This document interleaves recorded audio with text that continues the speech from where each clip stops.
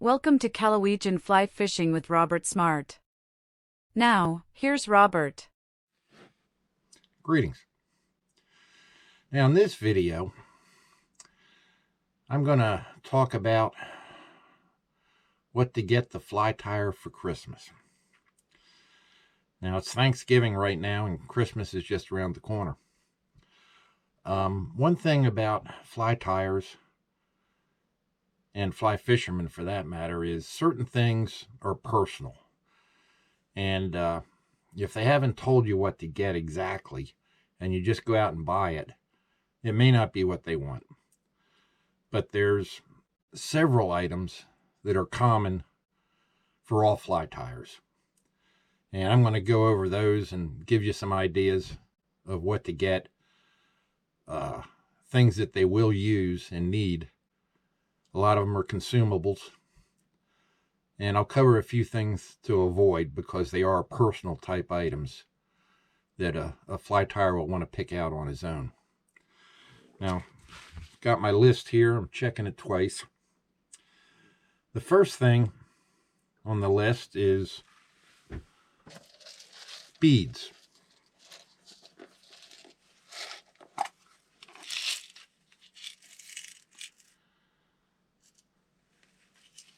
A lot of flies use bead heads. Get various sizes. I've got a lot of gold and tungsten, as well as some plastic beads. But the gold and tungsten of various sizes, they'll use them constantly. And they'll use them up and need to buy more. Okay, the next item is dubbing. I like these multi packs with various dubbing types in them. I've got several, but they're very useful and gives them a wide variety, and they'll use it up. The next thing that they use up a lot, and I'm always running out, is hooks. I like to get them in these variety packs. They're very convenient. These are dry fly hooks, and these are those bent jig hooks. When I have to buy individuals, I stick them in a big box like this. So I have plenty of hooks. For dry fly hooks, I recommend size 20 to 10. Smaller than 20, 22s, they're real hard to tie. They're real little. I don't do that many of them because they're just so darn small. And you might get them a box of nymph hooks, which are a little heavier, in the same size range. That'll cover most of the flies they ties. 20 to 10. I use 16 an awful lot. Okay, the next item that they'll use a lot is this UV glue and a UV light.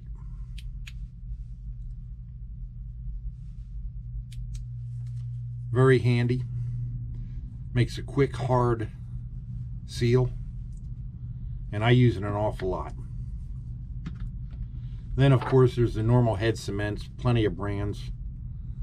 Hard as Hull's a good one. This Headstrong I use a fair amount as well. But everybody uses the glues and head cements. Okay, the next item, which I run out a lot of, is tying thread. You're going to need various colors. I use black, brown, and green a lot, sometimes red.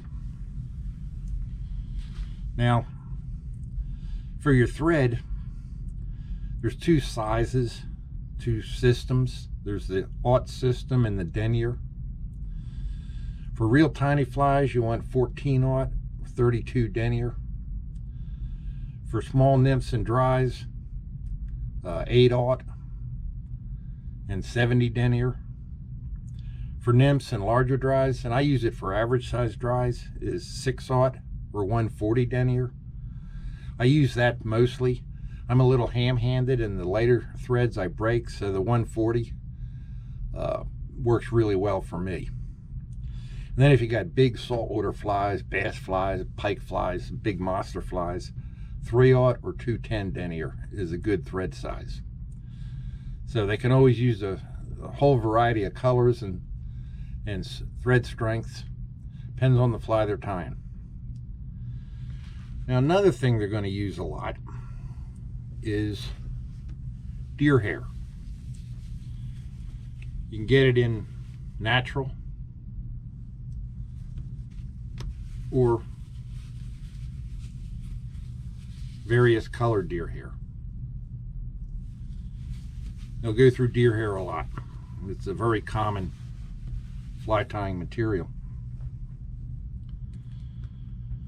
Okay, another thing you might get, now this might be personal choice, I've gone through various different types, is the fly boxes.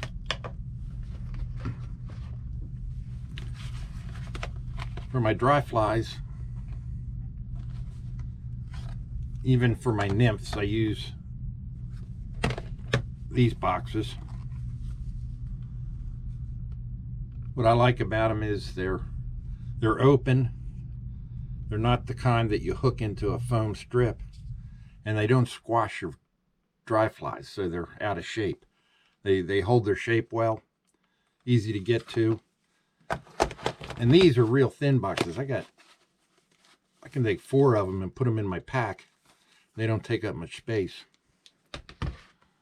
For my streamers and bigger sinking flies, I just use a regular old strip box. Can hold a whole bunch. They come in various types, you know. I used this one for a while. I'm not using it now, but it works the same way as that last one. And on occasion, I'll just take a simple box. This one I use for some of my larger flies. Kind of keeps them separate. Hoppers and salmon flies and the such.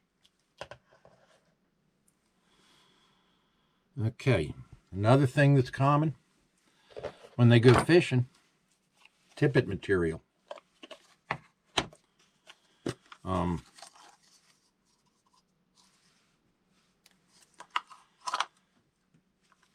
You go through a lot of tippet material, and I recommend size 3 to 6. 3 or 4 when you're fishing for big browns. 6 when you have to go lighter on smaller flies. 5 is a good common size. Covers most everything. I like to get the Fluoroflex. It's more limber, less stiff. I think the fish tend not to see it as well. It's a little more pricey than the nylon, but it's worth it. Another common thing is fly floating. I go through a lot of this. I put it on my flies pretty often to keep the dry flies on the surface. You can get the store-bought kind. I make my own with this makeup remover. It's a great fly floating. One jug like this will last me many, many years. I just melt it down and put it in an old floating bottle from one that I bought from the store. Okay, a few things I would avoid. Vices and fly tying tools. Everybody has their own preference. There's a million different types of vices out there, and they're not cheap. If you buy one for your fly tying friend or spouse, it may not be the one they want. So unless they ask for one specifically, I would avoid that. The same with most of the tools. People have scissors that they like, others that they don't. There's a couple different type of whip finishers. You might pick the wrong one and that kind of thing. A few things are common, like hair stackers. Stuff like that might be okay. But generally, I would let them pick their equipment out on their own. Now, once the fly tyer has his flies and he's hitting the river, avoid buying him a vest or a pack. That's very personal. I've gone through 6 or 8 different vests and at least 3 different pack styles before I settled on one that I liked. So I would avoid getting that cold for the fishermen. The same goes for fly rods and fly reels. They're very personal. I've gone through several, settled on a brand and style I like. But if you buy one cold, odds are it's not going to be what he wants. So, like I said, unless he has a specific request, I'd avoid that. Now, for you ladies out there that get irritated because your husband or boyfriend spends all his time on the river, you can always give him charcoal. I expect this is what I'm going to get. I hope this was helpful. And go enjoy your Christmas shopping, because buying fly tying stuff for the fly tyer make them very happy. And thanks for watching. Thanks for watching. If you liked the video, please subscribe.